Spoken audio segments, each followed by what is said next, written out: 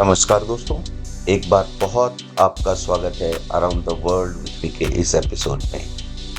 आज हम आपको ले चलेंगे सपनों की दुनिया में। डेस्टिनेशन है पेरिस का डिज्नीलैंड।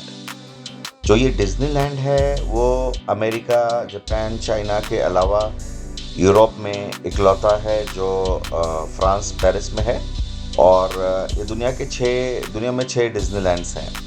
तो ये जो पेरिस में जो डिज्नीलैंड है ये लगभग 32 किलोमीटर्स दूर है पेरिस सिटी से। तो सीडीजी या चार्ल्स de Gaulle एयरपोर्ट से यहाँ पर सीधा ट्रेन से, हाई स्पीड ट्रेन से वहाँ पहुँचा जा सकता है। बसेस एयरपोर्ट से यहाँ के लिए हैं।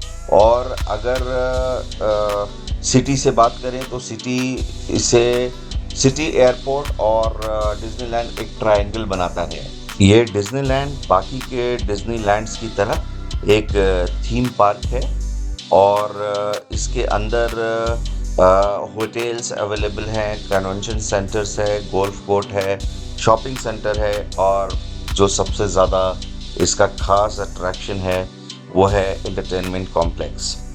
इस डिज्नीलैंड को जो ओपन किया गया था ये 12 अप्रैल 1992 को ओपन किया गया था। तो ये यूनाइटेड स्टेट के बाहर जब इसकी इस्टेब्लिशमेंट किया गया था इसको, तो यूएस के बाहर ये दूसरा डिज्नीलैंड था इसको इस्टेब्लिश यहाँ पर किया गया था। इसके बाद इस डिज्नीलैंड की अगर एरिया की बात करते हैं, टोटल एरिया, तो इसमें लगभग 5200 एकड़ लैंड इसके अंदर लिया गया है और इस डिज्नीलैंड को इसमें इस्टेब्लिश किया गया है। ये एक यूरोप का एक एम्प्लॉयर बेस की बात करें तो ये यूरोप का हाईएस्ट एम्प्लॉयर वाला ऑर्गेनाइजेशन है जिसमें लगभग 17,000 एम्प्लॉयज़ काम करते हैं। 17,000 एम्प्लॉई यूरोप में किसी एक ऑर्गेनाइजेशन में काम करना बड़ी बात होती है। और प्रॉफिट्स इसमें अच्छा प्रॉफिट है और एस्टिमेटेड था कि 2023 में जो ये प्रॉफिट था ये लगभग 343 मिलियन का प्रॉफिट था और लगभग 375 मिलियन लोग यहाँ पर पार्क में विजिट किया था लोगों ने। तो ये एक इम्पॉर्टेंट ड्रीम पार्क है जो बच्चों का एक सपना ही रहता है और बड़े भी इसको बहुत ज़्यादा एंजॉय करते हैं। तो एक जो इसके ये वॉल्ट डिज्नी कंपनी से ओन्ड है, जैसा कि सारे दुनिया के सारे डिज्नीलैंड वॉल्ट डिज्नी से ओन्ड रहते हैं, कंपनी ओन्ड करती है इनको। सबसे पहला जो डिज्नीलैंड था वो कैलिफोर्निया में इस्टेब्लिश किया गया था और इस कैलिफोर्निया में इस्टेब्लिश करने के बाद इसका सक्सेस इतना ज़्यादा था, इतने अच्छी तरीके से सफल था कि और जगह में इसको इस्टेब्लिश और दूसरे जगह में भी किया गया था। तो ये डिज्नीलैंड के अंदर होटल्स, जैसा कि मैं बता चुका हूँ, इस कॉम्प्लेक्स के अंदर होटल डिज़ाइन है और इसके आर्किटेक्ट्स की बात करें तो एक आर्किटेक्ट को इतने बड़े स्ट्रक्चर, ये टिपिकल वॉल्ट डिज्नी के स्ट्रक्चर्स हैं और इसको कोई एक इतना आर्किटेक्ट्स नहीं बना सकता था। तो ये ग्रुप ऑफ आर्किटेक्ट या काउंसिल ऑफ आर्किटेक्ट थे जिन्होंने इसको पूरा का पूरा डिज़ाइन किया था। Frank Gehry, Michael Graves, Robert Stern, Stanley Tigerman and Robert Venturi, ये जो इतने सारे जो आर्किटेक्ट्स थे इन्होंने इसको डिज़ाइन किया है। और इसका टावर जो डिज़ाइन किया गया है वो ऑक्सीडाइज सिल्वर और ब्रॉन्ज कलर का स्टेनलेस स्टील इसके अंदर इस्तेमाल किया गया है। इसके अंदर जो कैनोपी ऑफ लाइट्स है, लाइट्स बहुत ही ज़्यादा खूबसूरत है इसके अंदर का लाइट। और ये एक्सपेक्ट किया जाता है कि जो डेली अटेंडेंस इसके अंदर होती है, जो लोग यहाँ पर रोज़ पूरी दुनिया से आते हैं डिज्नीलैंड घूमने के लिए, तो जो लोग इसके अंदर आते हैं वो लगभग 50 से लेकर के 70,000 लोग रोज़ इसके अंदर आते हैं। तो जो लोग इसको प्लान किया गया था यूरो डिज्नीलैंड पार्क में, तो इसका ऐसा प्लान किया गया था कि 1 घंटे में ये लगभग 14 से 15,000 लोगों को ये डिज्नीलैंड हैंडल कर सकता था। अलग अलग तरह के रेस्टोरेंट इसके अंदर डिज़ाइन है। इसके अंदर 11 अलग अलग तरह के बेस्ट अलग अलग तरह के रेस्टोरेंट्स हैं, और जो मेन्यू है इस रेस्टोरेंट का वो भी प्राइस में भी और भी करता है। और क्योंकि ये ओरिजिन अमेरिकन है, तो इस डिज्नीलैंड का जो मेन्यू कार्ड है वो बहुत ज़्यादा अमेरिकन है।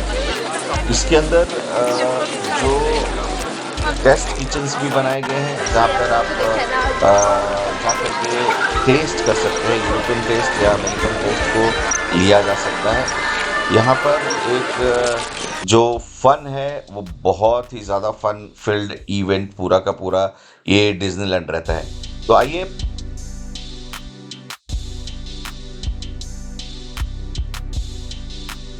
अब इस डिज्नीलैंड के कुछ खास अट्रैक्शंस की बात करें।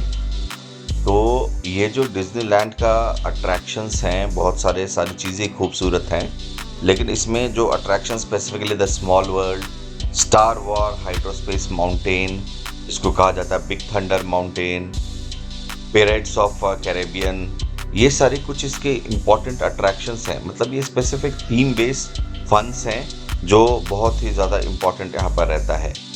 तो यहाँ का रोलर कोस्टर राइड, बहुत अलग अलग तरह के रोलर कोस्टर राइड्स हैं, उसके बारे में भी बताऊँगा। रोलर कोस्टर राइड्स भी यहाँ पर बहुत ज़्यादा फेमस है। तो ये जो पार्क है ये लगभग 15 मिलियन विजिटर को हर साल एकोमोडेट करता है।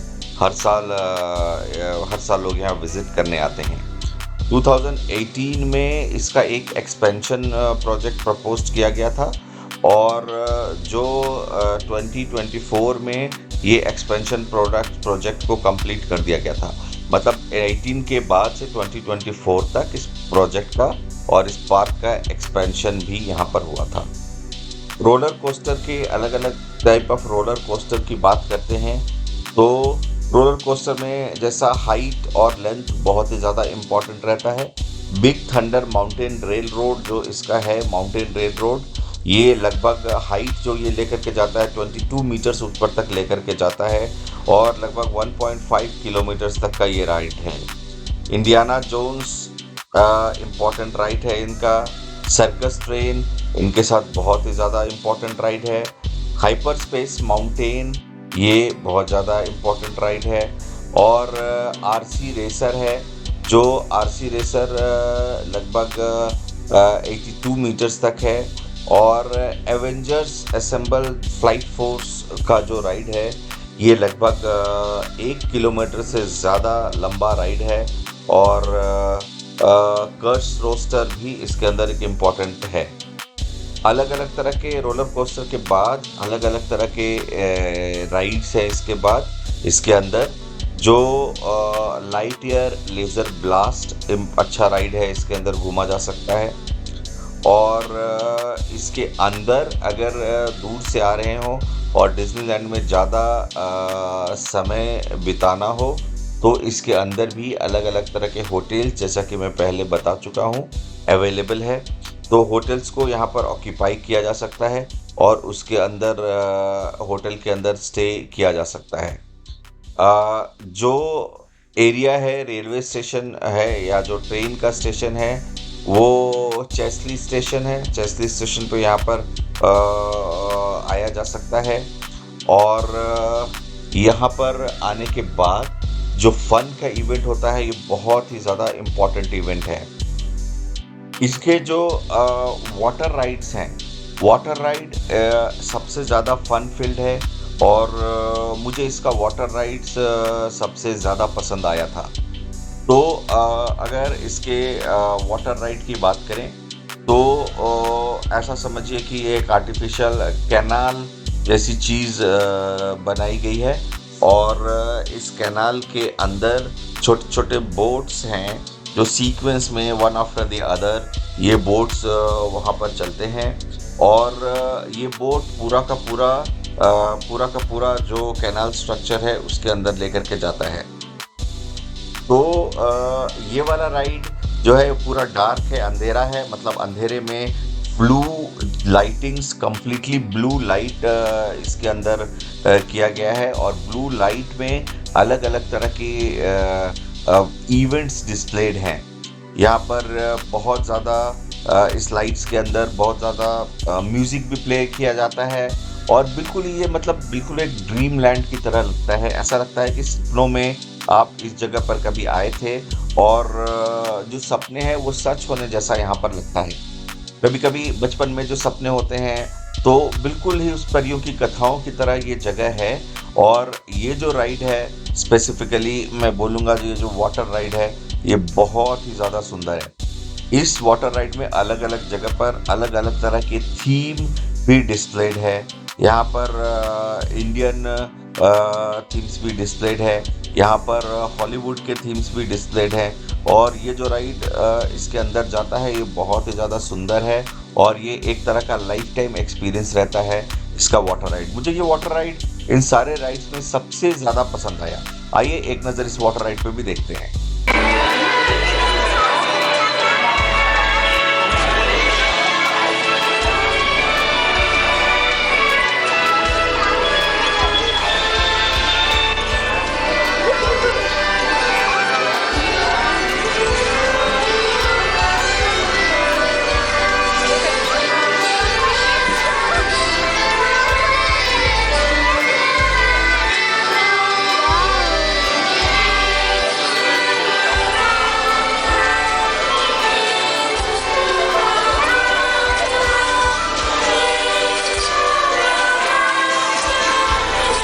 This one, Eiffel Tower.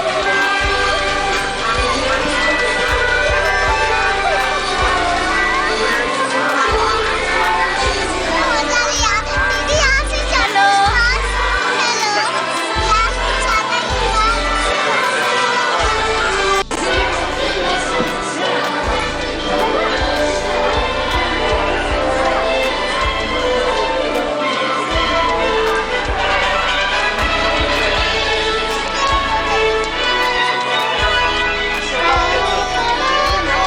का।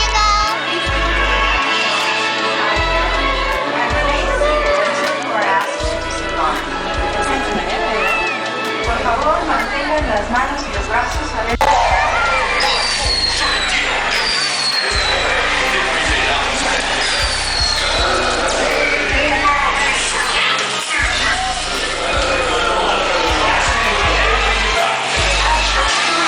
इस डिज्नीलैंड में अलग अलग जगह पर वॉल्ट डिज्नी के कैरेक्टर्स नज़र आते हैं और अलग अलग समय पर यहाँ पर एंटरटेनमेंट शोज़ और एंटरटेनमेंट फेस्टिवल भी ऑर्गेनाइज किया जाता है। सबसे पहला जो एंटरटेनमेंट फेस्टिवल था वो 8 जुलाई 2017 को ऑर्गेनाइज किया गया था और इसका नाम था इलेक्ट्रोलैंड फेस्टिवल। सो उसके बाद जो सबसे ज़्यादा यहाँ पर फेमस रहा वो था Disney junior dream factory. Actually ये पूरा का पूरा स्ट्रक्चर जो है वॉल्ट डिज्नी के कैरेक्टर्स को लेकर के या पूरा का पूरा जो स्ट्रक्चर बनाया गया है, पूरा का पूरा डिज्नीलैंड बनाया गया है, वह पूरा का पूरा ड्रीम लैंड की तरह ही है। और इस ड्रीम लैंड में जो विजिटर्स आते हैं थोड़े समय के लिए पूरा अपना स्ट्रेस भूल जाते हैं और बच्चे ख़ास तौर पर इसको खूब ज़्यादा एंजॉय करते हैं। जो इतने ज़्यादा विजिटर्स आने के बाद, इतने ज़्यादा टूरिस्ट आने के बाद इसको एनवायरनमेंटल फ्रेंडली भी बहुत ज़्यादा बनाने की कोशिश की गई है। इसके अंदर प्लास्टिक के बैग्स या परमिटेड नहीं हैं। तो अगर आप विज़िट कर रहे हो तो इस बात का खास ध्यान रखें कि यहाँ पर प्लास्टिक के बैग्स अलाउड नहीं हैं और जो भी बैग्स यहाँ पर लेकर के जाना हो पेपर बैग्स ही यहाँ पर ले जाया जा सकता है। जो सोलर एनर्जी का बहुत ज़्यादा यूज़ किया गया है इसके अंदर और लाइटिंग सोलर एनर्जी से किया गया है। रात की लाइटिंग्स बहुत ही ज़्यादा खूबसूरत होती हैं, यहाँ पर बहुत ही ज़्यादा सुंदर रहता है। अलग अलग तरह के राइड्स, पूरा फन फील्ड होता है। कुल मिलाकर के यह एक सपनों की दुनिया है। तो जब भी पेरिस आएँ डिज्नीलैंड का एक ट्रिप ज़रूर बनता है। एंजॉय कीजिए दोस्तों, मिलेंगे अगली बार किसी और डेस्टिनेशन में। तब तक के लिए इजाज़त दीजिए, नमस्कार।